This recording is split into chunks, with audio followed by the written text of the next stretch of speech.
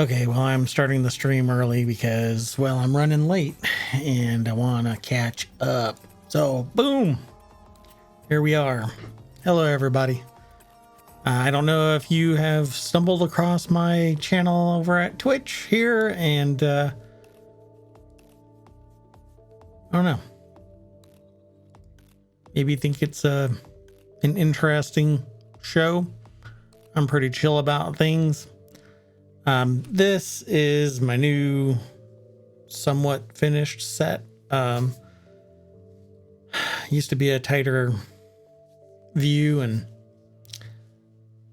I've been working on things in the background, so pardon the mess over there on that side, and I'll clean it up. But today I had to take care of other things and I couldn't finish that, and I work all day. So at any rate, welcome to ohmTown and another day.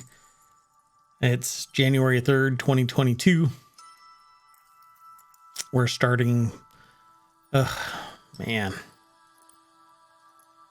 another year of COVID and being a virtual shut-in. So let's see if we can make 2022 a positive year and keep struggling forward. I can't really say that I'm struggling too much, but at any rate, here we are, and I hope that you like the show. I don't prepare for the show, obviously, it shows, and I like to just hang out. And if you're in my chat and you are interested in having a conversation, then by all means, you can throw something in chat. And I'm looking over at one of my monitors to see if anybody kind of tumbles in here and is interested in having a conversation. I'll even pull you in via Zoom or Skype or some other means. I prefer, two people talking, but I don't talk to people about streaming other than anonymously as a concept.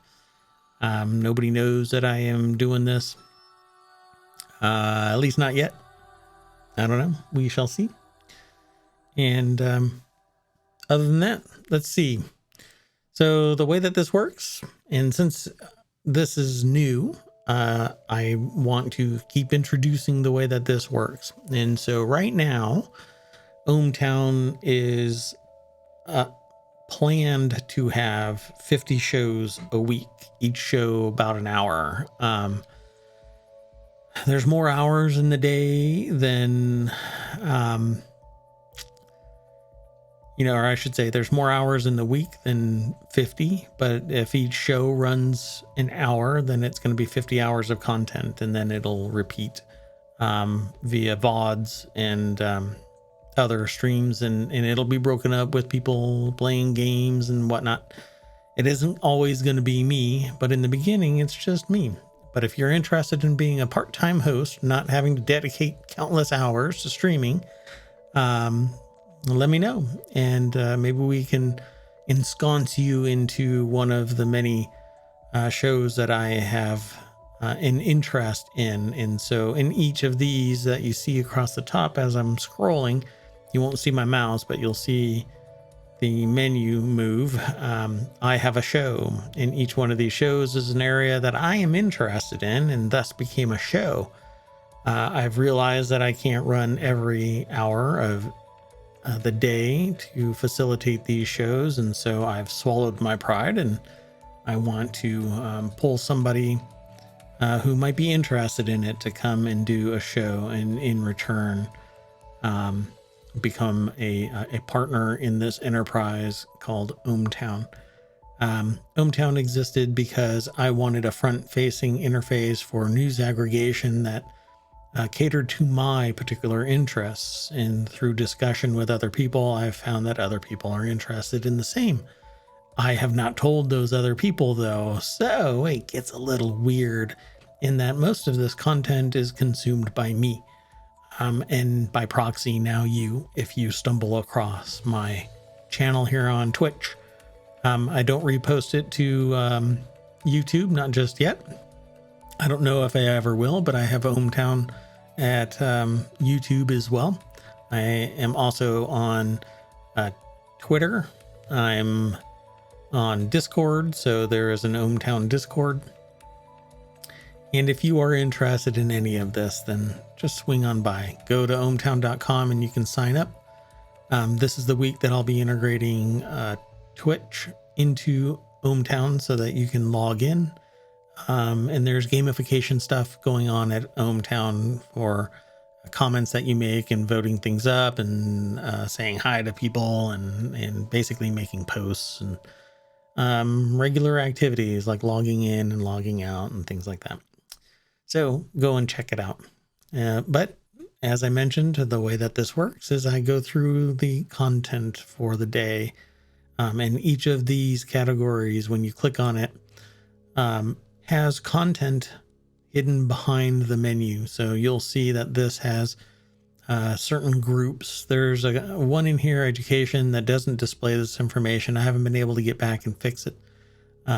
Takes a little bit of recoding, but it's rather simple to do. I just haven't been able to do it.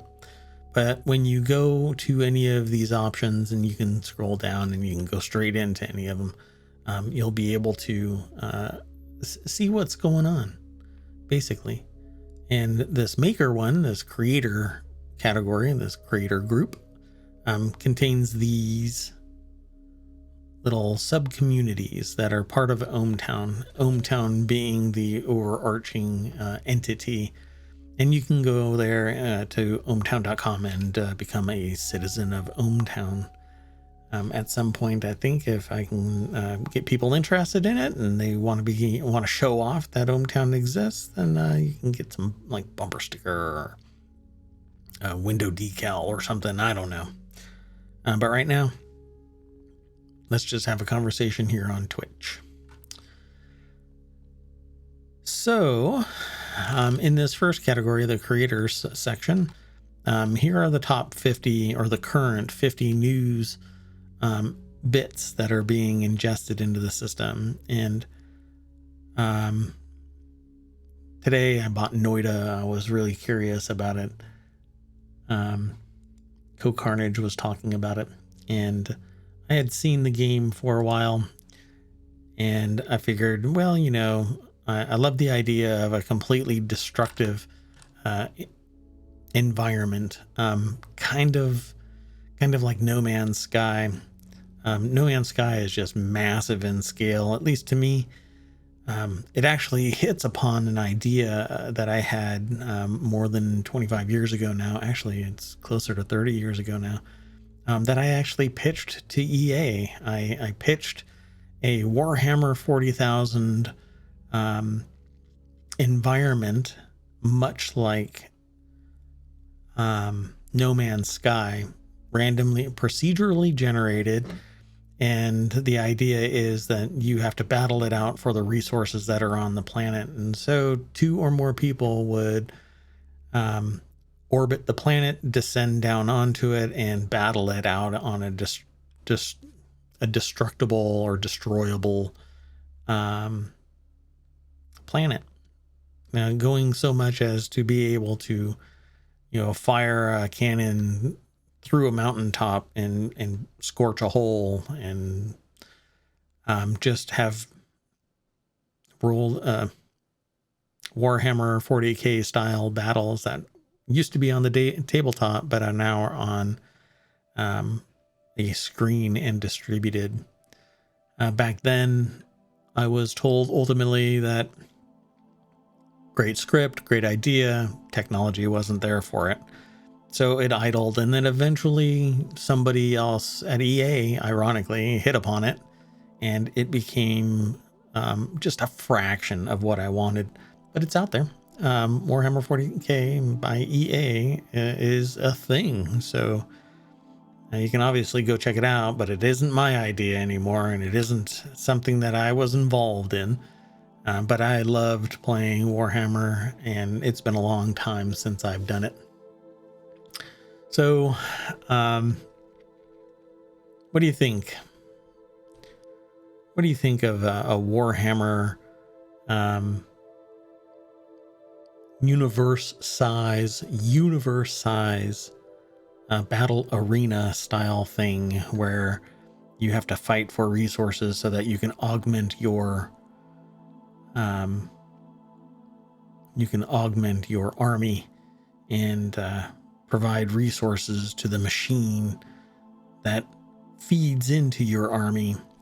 And obviously, you don't get your resources. You battle it out for a planet, and then you can provide some of those resources into the machine that basically is the faction.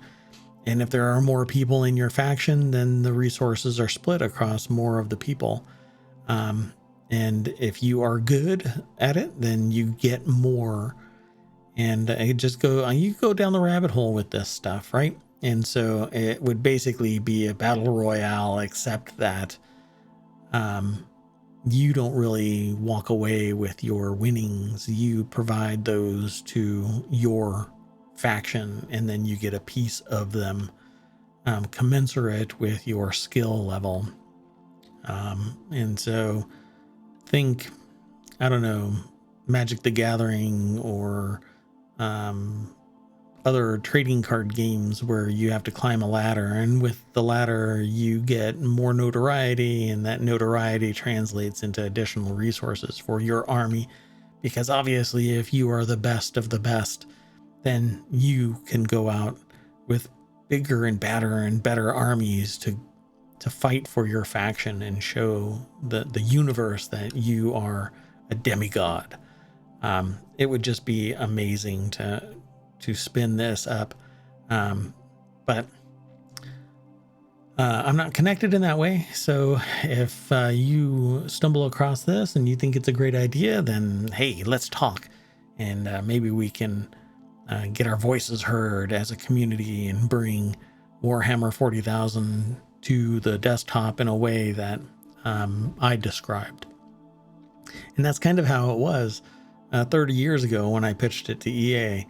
The process was nearly identical, and it still doesn't exist. Maybe I know that back then it wasn't in the cards because the developer of Warhammer didn't like the ecosystem of using computers. They preferred to have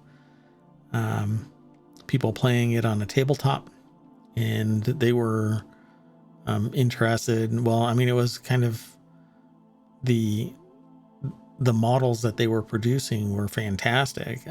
They still are, but nowadays so many people are 3D printing their Warhammer 40K armies, but they're not die cast, so it's a give and take. So what's going on in the news in the creator space? And here are the 50 that are currently in the channel. So let me just say one more caveat here about the way that I go about things. I practice a thing called associative thinking. So we may start out talking about RPGs coming out this week, which is this right up here, an article from Quentin O'Connor. And I thought it started out as really funny. I just read this as we came online. But I follow this thing called associative thinking, where we'll travel down a road that is barely associated with the original discussion. But eventually we get back to it. And I've been doing it like this for, decades.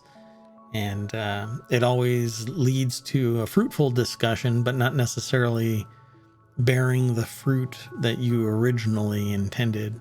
And then we go back to it because it's all connected, and we are all connected in such a way that an action in one place can cause an effect somewhere else. You can't throw stuff, for instance, you can't throw stuff in the ocean and it never comes back to you. It will come back in some way. We've been throwing plastics into the water for years and years, and now we have microplastics everywhere. The fish we eat have it. The water we drink ends up with it if it's not filtered very well. Even if it is filtered, it may get through. So, they here at RPG Fan, they post this article called RPGs Coming This Week, and then say, well, is it really a hiatus if no games are coming out? Well, yeah, I mean, there's a bunch of news, so I'm sure that this hiatus was well-deserved, and only 2 weeks off. Wow. The people that do this writing are constantly writing, so they deserve at least 2 weeks off. I am not a writer, but it's hard work, and it's hard to stay creative perpetually. Some people get energized by it, but I am not one of those people. So that's why I like reading the news and just kind of absorbing everything, if I could, through osmosis, or a bit of research that I did when I was much younger was in hypereducation, using virtual reality and sensory deprivation, basically subliminal learning. And it gets weird, kind of spooky stuff when you start talking about this, but the idea was to accelerate the consumption of information, and both visually and auditorily feeding information into a person. But let's not get creepy. I don't know. It can kind of sound creepy. So they're talking about Alder Forge and Monids 2. I've never played either of these. Arcadia Fallen. These are just some of the ones, I guess, that are coming out this week. And I think that you should go over to RPG Fan, log in, and read this article, and support their effort to write about gaming. It's I've been an RPG player since, my goodness, I'd probably say, well, I'm getting up there, man. So 35 years, 37 years. Been around the block. So but I really dig cyberpunk and that genre, anything science fiction, fantasy. I actually created a game that was parallel construction to Rifts, and that was actually Aerith, which is one of my communities that focuses on writing. Aerith is a storybook world where it's basically a framework, and people can write for that storybook world, but they're actually given their own world, and it's connected through ley lines, gates, where two or more ley lines cross. It creates a gate into the other world, wherever it might be in the omniverse that is Aerith. But it was basically Rifts, and I had been writing for it and planning it out and never told anybody. And one day a friend of mine walked in and said, "Hey, check this out," and plopped Rifts. It had just been released, and I basically had the wind sucked out of my sails one moment, and then realized that somebody had done it. Somebody had created everything nearly everything, not everything, but nearly everything that I was planning for Aerith as a D&D kind of based world, but using a differing system, kind of like GURPS. But the idea between the idea for Aerith was that it was zones of technology and zones of magic where one or the other didn't function without the other. So if you wanted to use technology in a magic zone, you would have to infuse the technology with air, A-E-R, that the beginning of Aerith. And Aerith is a storybook world, but it's Earth. Hundreds of thousands of years in the future, when a catastrophe has taken place and magic has returned. I'd love to have that world come back. I wish I had the time to do everything that I want. But I want to do a lot of stuff. So instead, I help others do their thing. Resident Evil Village wins Game of the Year in the 2021 Steam Awards. What do you think of that? Go over to ohmTown. When you click that link, you'll get pulled into Warcrafters, right? So this particular article is being imported into Warcrafters, and I take a little snippet of it. Again, this is one of the ones where I look at it and I go, yeah, I think it kind of needs to get shortened. But you can go over to PC Gamer by clicking the link that's embedded in the article ingest and read the article, listen to the article, because they have that as an option, and discuss if you agree that Resident Evil Village should be the winner. PC Gamer selected Valheim as its game of the year, but as far as I know, Valheim is still early access, right? Something changed?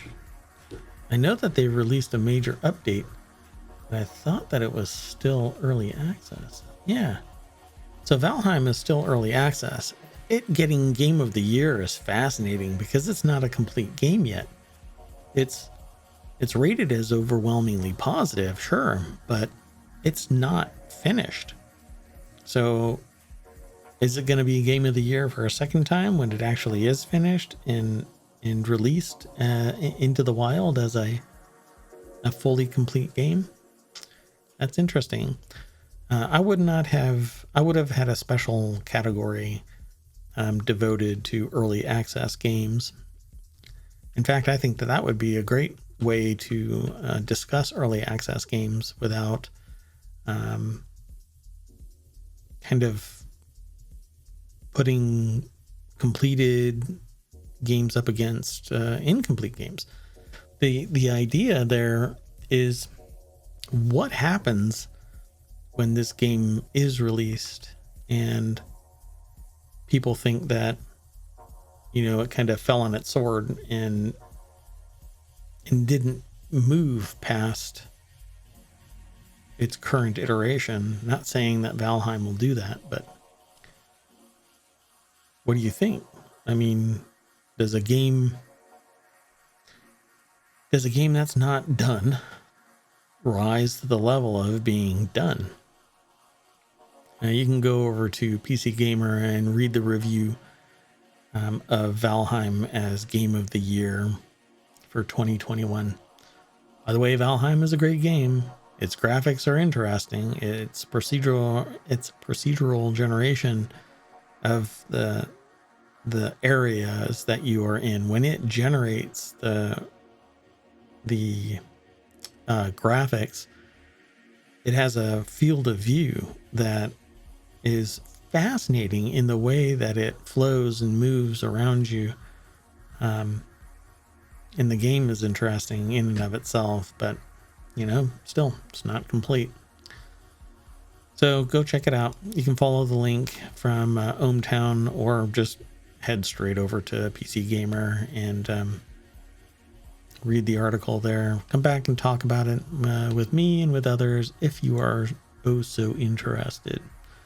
I would be happy to chat with you.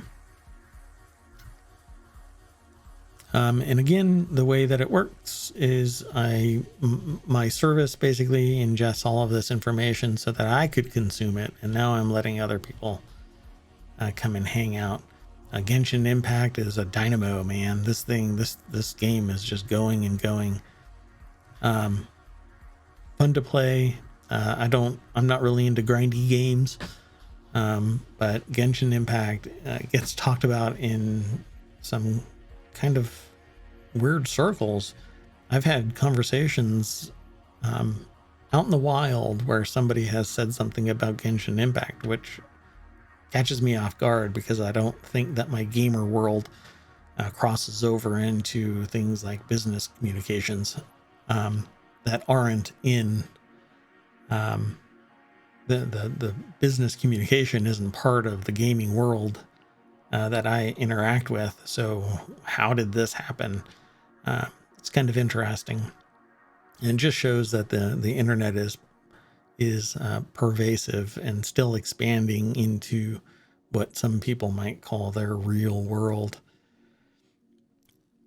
And if you've never played Genshin Impact, it's just a big, graphically interesting world that is an open world type of thing. You can go off, you can wander off, kind of like Red Dead Redemption. You can just wander off and do your own thing, and never be seen from again, only to come back and start working on the quest line again.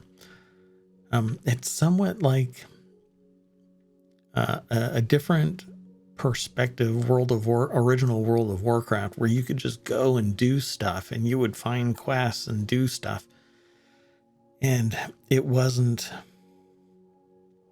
a game where the objective was to tie you into a rotation of doing certain things again and again and again and again and again. At some point, that's what you end up doing with many games, where it has an end game concept to it. But pardon me.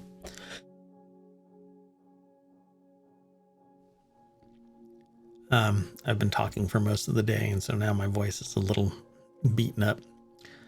But for me, Genshin Impact was casual, and I'm pretty much a casual player. I just don't have time to keep on grinding away at games. I wish I could. Maybe if this turns into something later down the road, I might be able to spend more time streaming games. I would love to. I don't know how many. I don't know, a couple hundred I own on Steam. And I think that I'm just starting compared to others. I've been around for a while though on Steam. At any rate, check out a Genshin Impact. There's a code that you can get, a list and instructions on how to redeem those codes for January 2022.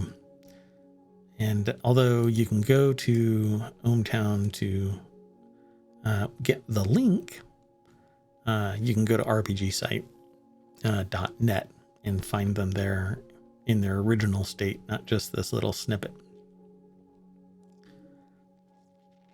So if you're here in my chat and you are interested in having a conversation, just let me know.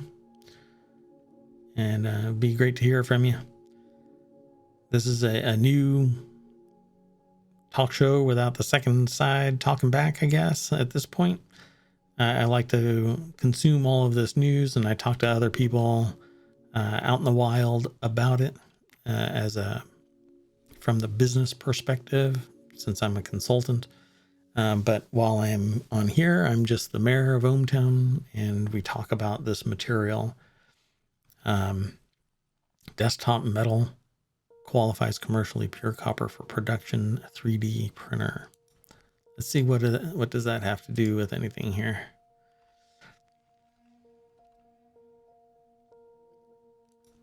we'll go over to the site, 3dprint.com. And you should too. You can go there and check it out. Revenue shooting up, but net losses reported at nearly 67 million. Desktop Metal is keeping its nose to the grindstone. I have several 3D printers. One is dual filament. I want to get a multi-filament. Oh my goodness, I forgot what it's called. Let me see if I can pull up this thing. What is it called? I think it's called the palette. And it allows you to do, the Pro, I think, allows you to do 8 different filaments and combines them all together so that you can 3D print layer after layer how you want to, even combining the materials in such a way so that when it does get printed, it has words or shapes embedded in the 3D print color, but not manipulating the actual design of the material. So if you were to print a helmet, let's say, you can color it whatever color, any of the 8 colors that you put into the palette. And I think it's just an amazing piece of technology. When it goes wrong, it's catastrophically wrong, but I think it's a great piece of tech. And metal 3D printers are going to be pretty expensive for quite some time. They're big and bulky, and they'll be producing some off gases that will have to be vented. So it's not like you're going to have this thing pumping out metal 3D printed items within your basement. But there will come a time where you can do it. I've got a laser, CNC. CNC throws all of its exhaust into a vacuum system. My laser sends it all out through its exhaust, and I can CNC whatever I want. I can, well, this is a wood CNC, not metal. Otherwise, it would be capturing everything that it grinds. If it's metal, I'm not going to be sending it through a vacuum system. That would be one heck of a vacuum system, but I can't wait until I can 3D print in metal for a reasonable price. Many years ago, I created a dice game where I would need to have 3D printed items, 3D printed dice with custom colors embedded and so on. And it was a $65,000 printer, and I tried to kickstart it. And like this, I never really reached out to anybody. Some people found it interesting, and a couple supported the effort, but it never even came close to me being able to buy the $65,000 printer. And for that particular project, it was basically overkill. And you'll see me clicking on stuff, and it's just because I'm fidgeting. So I apologize. I am working to stop myself from doing that while I'm doing my presentation, my discussions with people. So being able to print your own liquid cooling plate, that would be pretty amazing in and of itself, because you can basically make your own water block and do some rapid prototyping. Maybe I can find some links in the next show so that I can link you to somebody that's doing a fan showdown on YouTube. I can't remember the name off the top of my head right now. But 3D printing, even at home, something that you have an idea for, is a great way to extend your ability to work on something without revealing the detail to the public. And that's really fundamental to acquiring a patent. You can't develop something and show it to the world, or really show it to anybody, because once it's out in the public view, you can't patent it anymore. So if you have an idea, it's something that I would talk about in my Hatch Ideas show. Once it gets off the ground, once I get some traction here on Twitch, the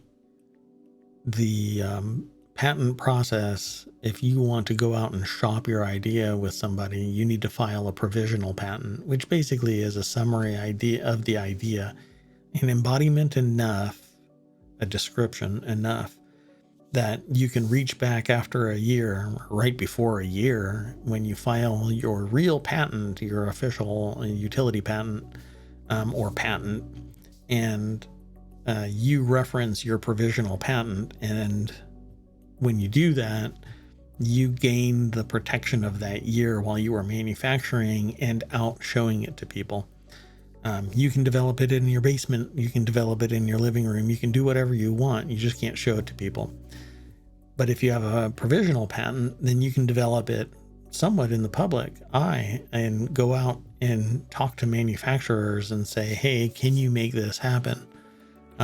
For instance, I was trying to make acrylic spheres, entirely spherical acrylic, not with a seam, not with anything. And there's a proprietary purpose for this. And the last little bit would have to be machined. And everybody that I spoke to said that it would be impossible to fabricate. So I came up with a process to fabricate a seamless acrylic, thick acrylic sphere. And now I'm just kind of sitting on it because I don't, the patent process, the cost, the time, and the fact that it can be wholly cloned the moment that the public sees it. And so historically I've invested thousands in projects, either for myself or for other companies, other people. And the idea of somebody taking your newly produced product and cloning it in all ways except for maybe quality and support is kind of it can really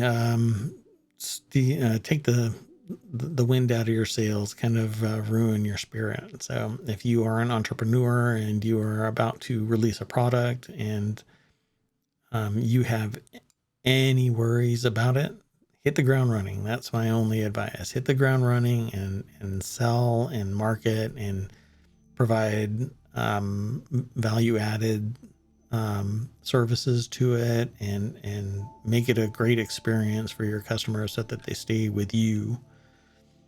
And it kind of starts with an idea, and that idea starts with you making something, and you can't patent it unless you actually have the ability to make it. So I hope these reduce in cost, and you can start producing stuff at home at a reasonable price. But these are bananas expensive. 3D printed polymer clay cutter stamps and texture plates by Keeney Crafts Co. So this is a post that is on Bead Baby. Again, Bead Baby was a show that was planned for basically doing live auctions and interactions around beads and bead finding, beads and jewelry making. Although there is another show called Jewel Crafting, but this was to do auctions and sales live and talk about the materials, kind of like a home shopping network kind of a thing, but focused on beads and findings for the beading community.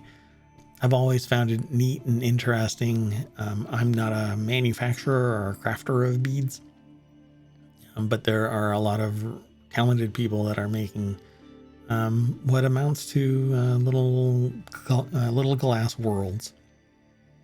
Some of them are really interesting to look at, and it's kind of like a fidget spinner in and of itself. So squeeze on over to ohmTown and become a member, a citizen of ohmTown, and have a discussion here in the Bead Baby sub community.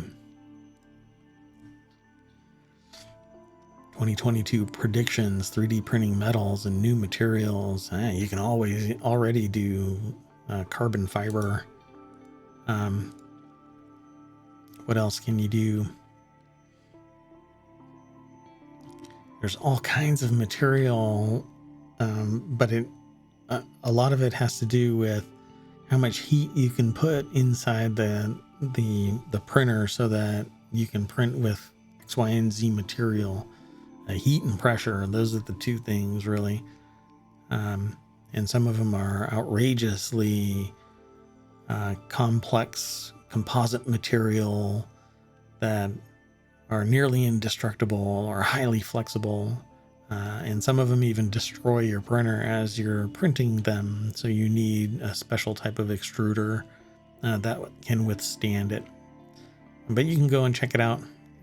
It's at 3dprint.com, and you can go through ohmTown to get there, or you can just do a search for 2022 predictions. I have no horse in this race, so to speak. The EVGA Kingpin RTX 3090 Ti may feature a 1275 watt input requirement. Man, that is a ton of power for just the video card, but it is a beast of a video card. This is probably the top of the line, I'd say. I don't know of anything better that I've seen stats wise, though. I have to reference somebody else and do some digging to see what its stats ultimately are. And you can always go to ohmTown and follow that link. We talked about this yesterday for a little bit, or I did. Samsung shows first 4K 240 hertz gaming monitor. Right now, TVs in particular do 240, but they do them as interpolation. So it's 120 hertz, but then they double it so that you can get 240, but you're not actually getting 240 hertz worth of information. It's not filling the gap with unique information. It's redrawing it so that you see that frame again, or the next one coming. Let's see what else. Wow, DDR4 to DDR5 adapter card. If you haven't heard, DDR5 is coming to desktops.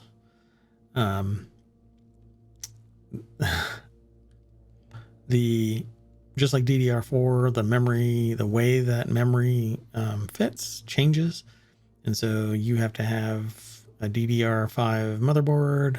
In this particular instance, I guess they are releasing a daughter card of some way so that you can use DDR5. That would be interesting.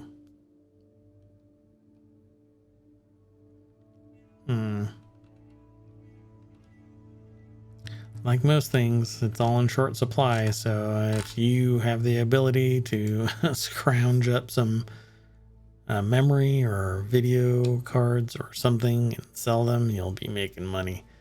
Good luck trying to find it, though. There are people that are buying everything as it's coming off the production floor, it seems. Former Telltale developers are going to be creating a Star Trek Resurgence adventure game. Sounds good to me. Arkvale. Rogue Fable is a traditional roguelike you might ever actually finish. Really? NetHack, Atom, Caves of Cood. Let's see, this is PC Gamer. Rogue Fable 3 just released on Steam after 3 years of development.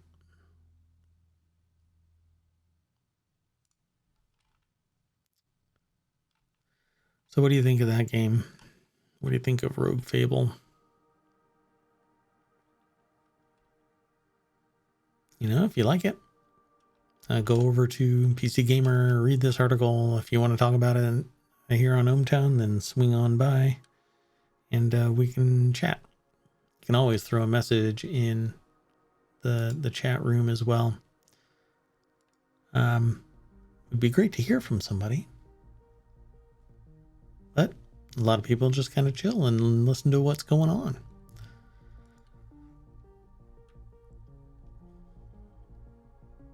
You can try out a free web demo of Rogue Fable 3 on itch.io. And the full game's on Steam for $10. Although it says it's on sale for $7 in this article. But go and check out the article and listen to it at pcgamer.com. Witcher Season 2 is out. If you haven't seen it, go and check it out. According to this, George R.R. Martin thinks that Elden Ring looks incredible. I know fans of his book series would like to look at the latest book, the newest book, the incoming book, and say that that looks incredible, but it's nearly meme level where people are saying, you know, maybe he should go and write 5 pages. I guess it's been some time, but I've watched the series Game of Thrones. I know that it diverges greatly from the books, but there is just enough between the books and the movies that, to me, the books or the series made me not want to read the books. I don't know. I guess I'm not even a boomer, but when I think about it, I go, okay, boomer. That it's just something that is just so outlandishly violent. Yet the reality is that the society is a lot like it. Knights were a thing, and knights had the ability to do whatever they wanted for, they had incredible leeway with the authorities because they were the authority. So it wasn't all a romance type of world, you know, but at any rate, I'm not the subject matter expert. If someone is and would like to talk about it, then I'd be happy to pull them into this discussion, and you can set us all straight as to what was going on. Because I've been told many a time that the Wild West just wasn't as lawless as everybody thinks.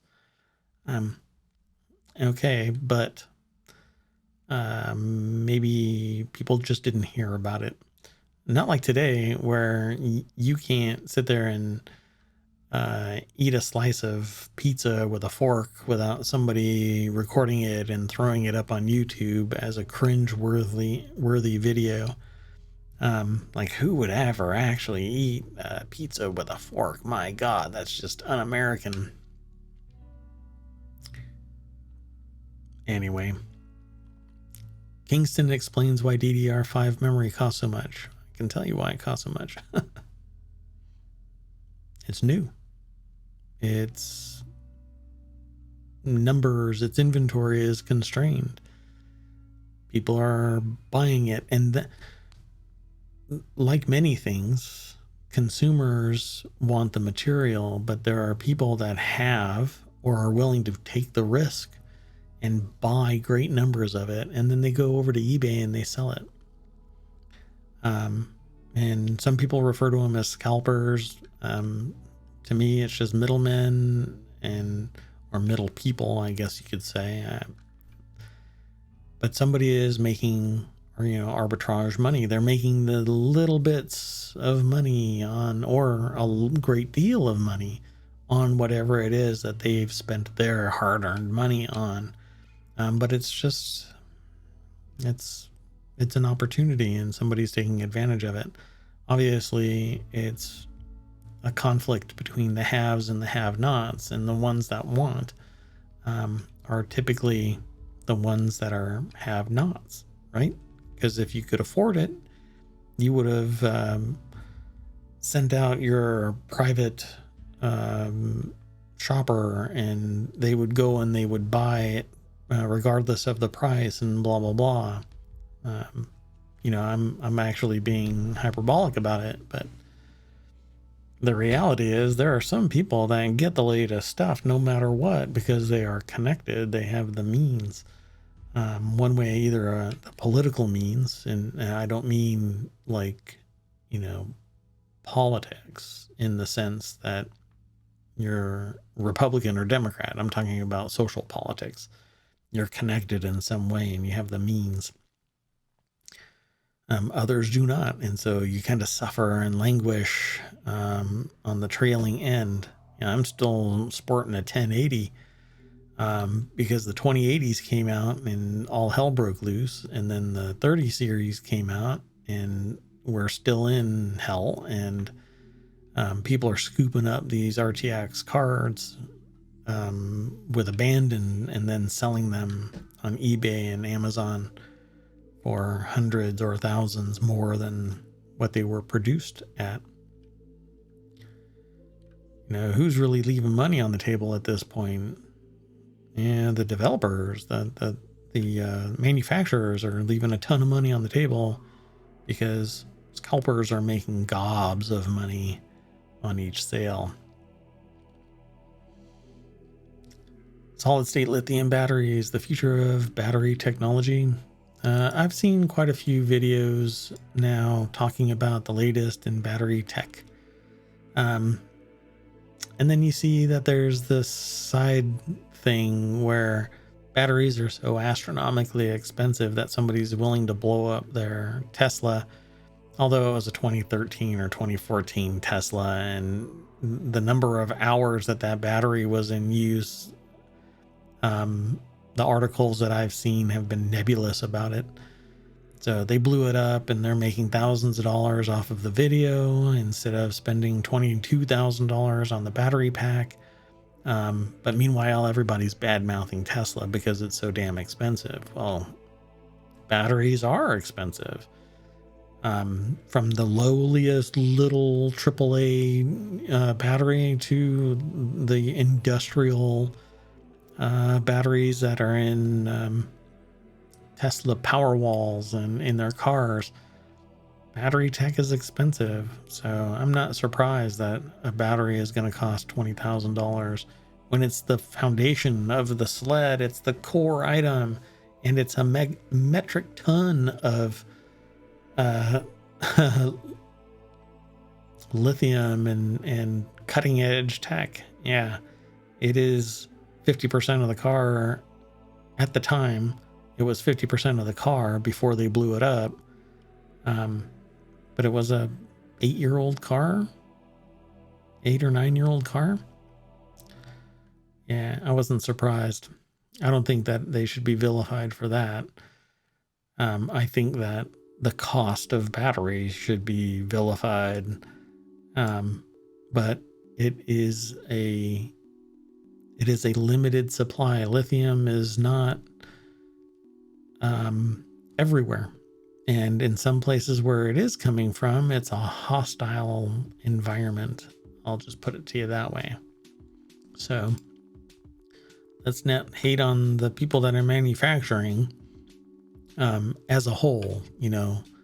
If you want to pick somebody out of the crowd that is fundamentally the focus of your ire, then so be it. But the Tesla car is not a bad thing. The tech is not a bad thing. There might be people, but the items are not bad. Square Enix president knows people who play to have fun, dislike NFTs, but he wants them anyway. Well, if you don't listen to your customers, it will come back and bite you on the butt. So I wish them luck. So I've been chatting for an hour and only in the creator group. So if you are interested in hearing more, please, post a message in chat, get in touch with me. Otherwise, let me know what you would like to talk about. The general news category contains Commuter Edge, Hatch Ideas, Mobile, Stock Marketeers, and the Daily News Show, which this basically is. Although the Daily News Show will be a later night show, and focus on the day's events in a more curated fashion, and not kind of this free flow and off the cuff way that I'm doing things. This particular section tends to be polarizing because it's news, and news is just tied to politics no matter what. It's just weird. Chicago Teacher Union mulling refusal of in-person work over COVID concerns. For whatever reason, people suddenly get really upset about it being tied to COVID. And so, everybody ends up picking a side. But the problem here is this isn't a normal flu. This isn't a normal illness. This isn't the flu. It is the flu, but it isn't the flu at the same time. You know what I'm saying? You typically will not die from the flu. COVID will kill you. You typically will not be a long hauler who gets winded going up a flight of stairs because of the flu. COVID will make you a long hauler if you survive the illness. Your lungs are damaged. So wear a mask, get the vaccine, have your employer allow you to telework so that you're not exposed. And when 15, 20, 25, 30,000 people in some places are getting sick with Omicron every 24 hours, it is absurd to take the risk to go into work so that somebody else can make money and you risk your life. Now, there are a lot of people that need a job. There are a lot of people that have to do manufacturing style jobs. But if you wear a mask and you get the vaccine and there's protection in place to prevent you from catching this thing from coworkers, then so be it. But teachers, they don't have such things. Teachers are being told to wipe down their keyboards. Keyboards cannot be cleaned, sterilized adequately. It's just not a thing. You can use a membrane keyboard and wipe it all off. Yeah, membrane keyboards aren't necessarily very responsive items. If you've never heard of one, go look at a thing. My very first computer was a membrane keyboarded computer called a Timex Sinclair 1000. Go look that thing up. That's what a membrane keyboard is, and I can tell you it sucks. So you're never going to get COVID out of a keyboard. It'll have to die in situ, and you are not going to sterilize a keyboard. There was one thing where it was brought up in a meeting of mine about getting silver embedded keyboards because they self-sterilize, and that is by far not effective. So you have to use bleach and kill this stuff before it gets on you, because all it takes is a little bit, and it does a forensic transfer from you touching a mouse that was touched by somebody else, and then you wipe your eye and suddenly you've got COVID. And there's a reason why there are stats that say people wearing glasses are less impacted by COVID, and it's because the glasses shield your eyes from getting COVID. The mask shields you from getting COVID blown on you and you from blowing it on somebody else. And just because you have the vaccine does not mean that you are immune to the illness. You can still get it, but your response, your immune response, isn't so violent that you die because of it, and you can fend it off because the illness is suppressed. So you won't feel it as much, but you can still get it. It is effective in helping you defend yourself against the virus. But you also can't be so sociopathic that you choose not to wear a mask because, well, you've got the vaccine and so you are immune. No, you're not immune. You can still get it. You can still carry it. You can still infect people, and you're part of a society. So wear your mask. Get the vaccine. Some people, there's a bad reaction to the vaccine. Absolutely. But you'll have a much worse reaction to COVID if you get it. So it's kind of Russian roulette, I guess you could say. I'd rather not. So in the meantime, we can talk about the news. Sheriff cast out on downed power line theory in Colorado wildfire. This is a very unfortunate. The Colorado wildfire. And that too has been politicized. Diet culture is unhealthy. It's also immoral. Why would diet culture be immoral?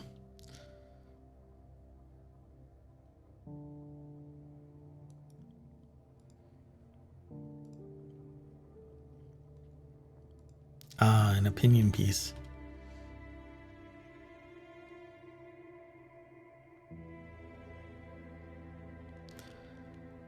Well, I have to say that dieting without counseling, without guidance, without advice, and all you do is look up a few Google articles and pay attention to Facebook, yeah, that is a horrible thing to do, because without sticking to it long term, you're not going to change your habits. If you eat poor, if you eat a lot, it comes down to the quality of what you eat and the number of calories that you consume. And if you don't burn off what you consume, you will gain weight. Many people are subject to that. So be cognizant of what you're consuming. And it can be tough for some and easier for others. Some people just have a metabolism where they're not impacted by eating 3 pizzas. Me, at my age and my line of work and my inability to go and exercise, yeah, you have to be ever vigilant about what you're eating. I would not call dieting immoral. But that's my opinion. What's yours? Come and talk. Come and say hi.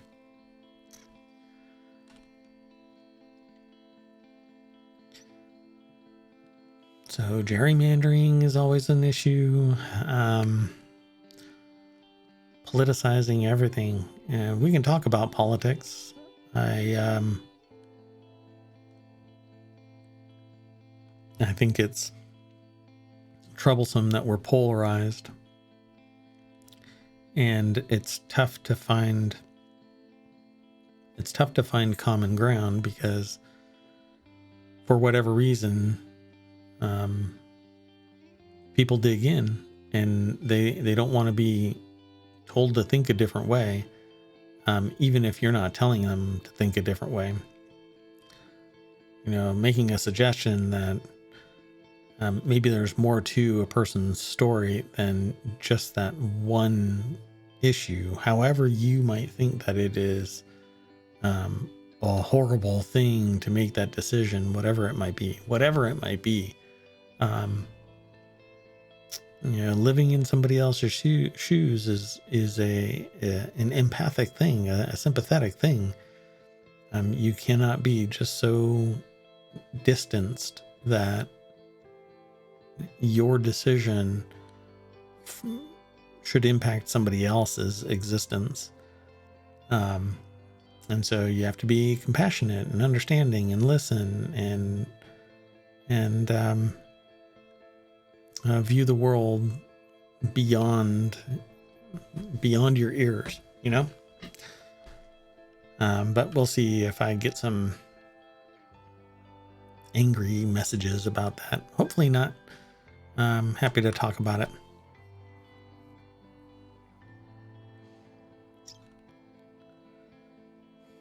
So flights are being canceled. 3,000 flights were canceled. Another far-right group scrutinized an effort to aid.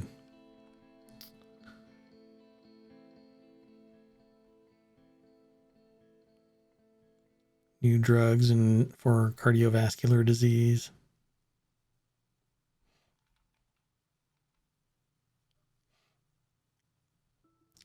Price hikes on 442 drugs.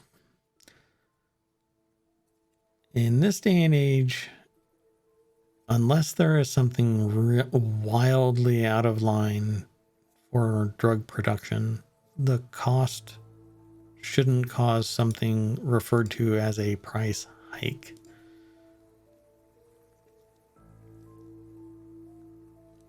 But depending on where you are, yeah, this is actually increasing with the rate of inflation. But there are others that are kind of out of line if the technology hasn't substantially changed. If the method and mode to produce this is the same and the resources are still available, a 20% increase, 17%, I round up. It shouldn't exist. But you cannot dictate to somebody else, some other organization, what their prices are. If somebody wants to raise that price and price people out,